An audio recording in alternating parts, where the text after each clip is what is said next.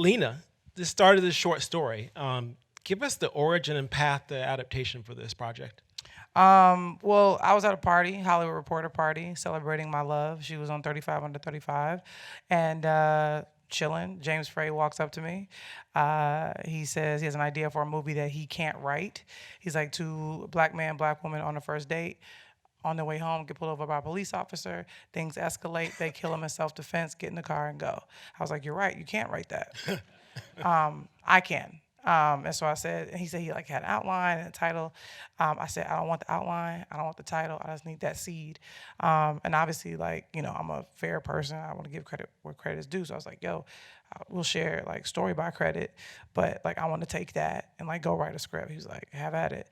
So, and that's really where the journey began for me, where I sat with that and started just doing, character work, started beating things out. My roadmaps were Martin Luther King and Malcolm X. She was Malcolm, he was Martin. By the end of the movie, they would have swapped places.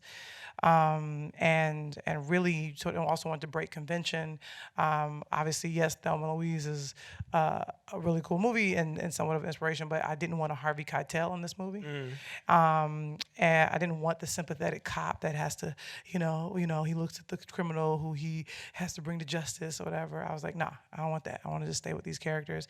And I also didn't want to reveal their names until the end when they died, because I wouldn't know Trayvon Martin's name.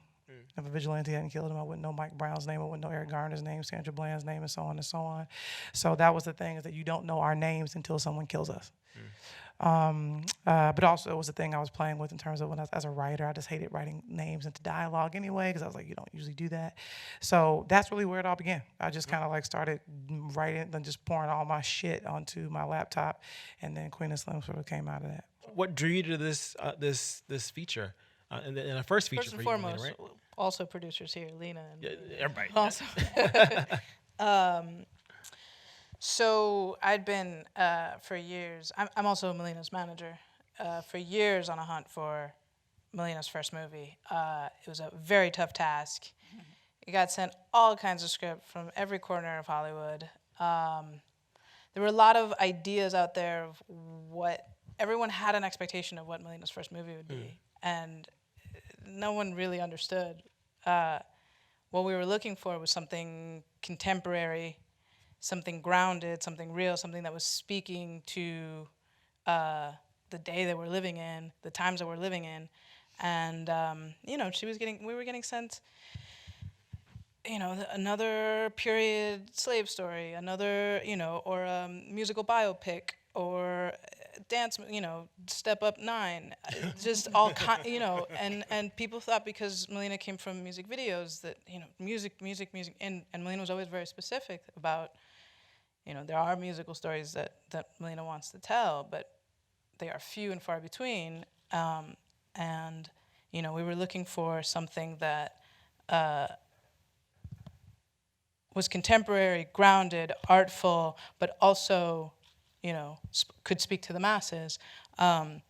So I remember there had never been a script that I'd read where I thought, this is from Melina. It just hadn't happened. And the day I remember that I read Queen and Slim, I knew within the first, 15 pages, this is the one. And Pam, when did you come on board? And this is the first film for your partnership with Brad Weston, Make Ready. It's a road trip film, but also a team that went on the road. Can you tell us a bit about your joining and about the journey that you all took with the film? Yes. So after this wonderful team was all together and they were ready to go out and find partners and a home to make their film and finance their film, Brad and I had the privilege of sitting down with everyone, and we were so deeply passionate. I mean, this film is... It's one of those, it's one of those things as a producer and a financier that you dream about, is finding bold, brave, audacious, just in-your-face stories with singular vision. And Lena and Melina are that. They have a singular vision. They have a powerful voice.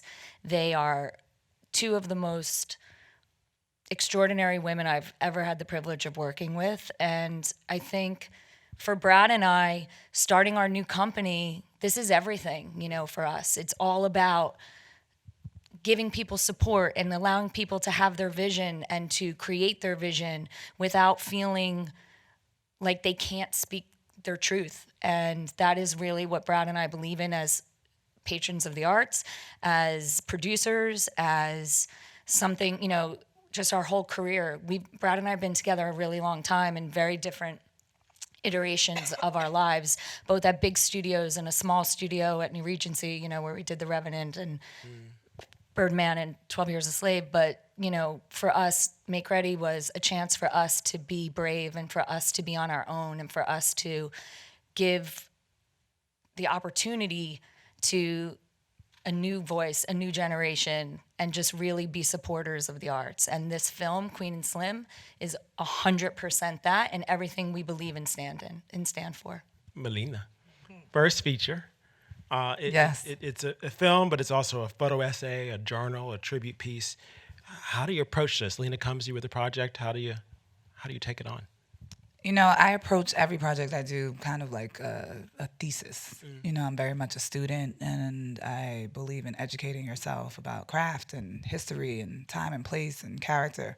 I knew I wanted it to be authentic and that all my directing choices came from what was real, because I needed that honesty. I needed that to resonate with people, and I needed to honor and pay tribute to those who had lost their lives to police brutality. And that's really where I started. You know, I wanted to carve this journey. I think of it somewhat as a reverse slave escape narrative. You know, they're traveling south instead of north.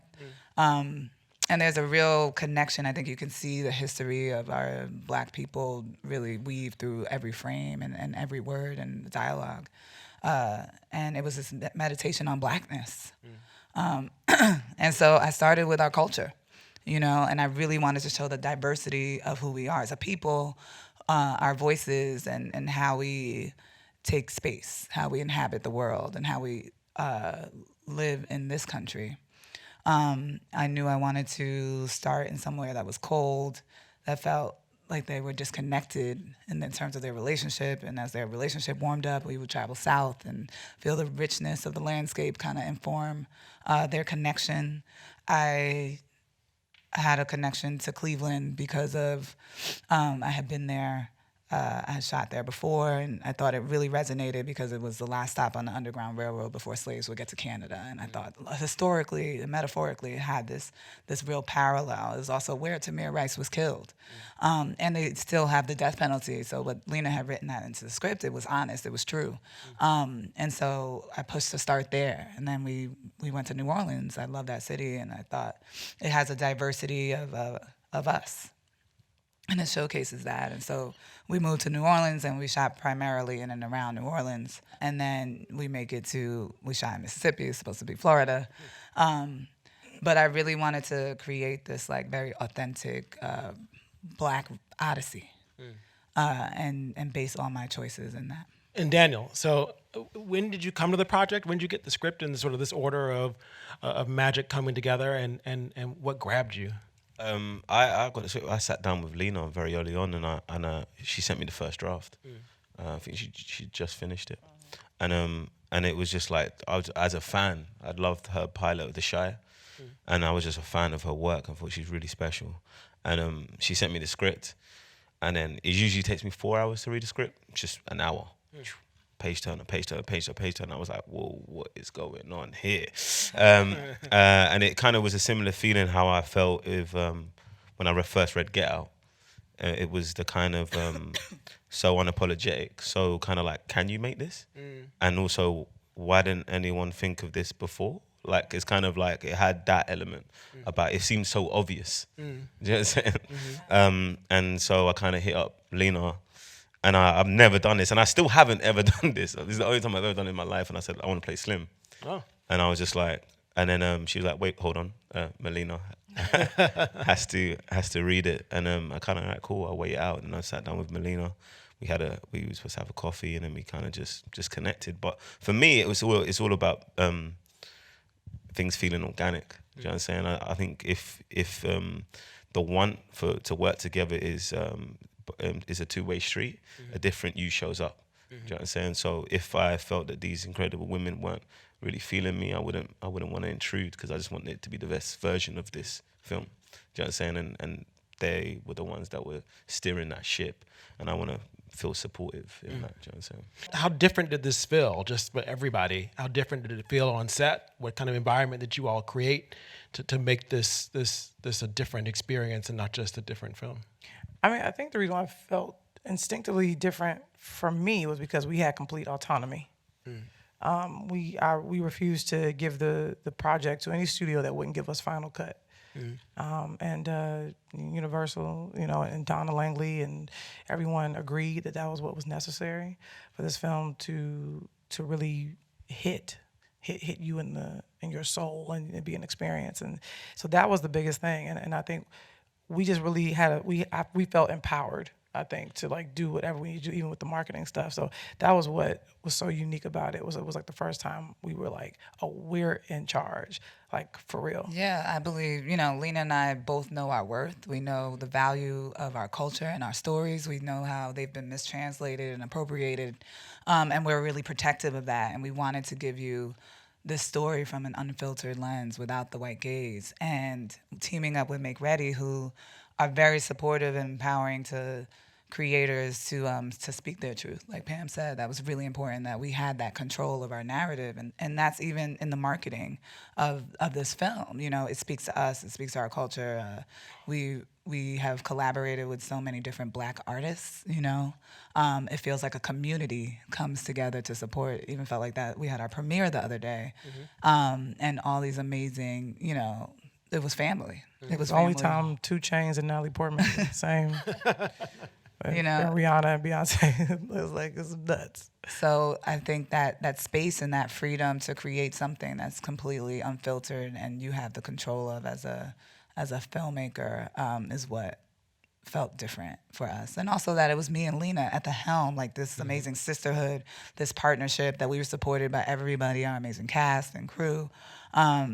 And they really allowed us to steer that ship. And that takes immense trust, that you don't find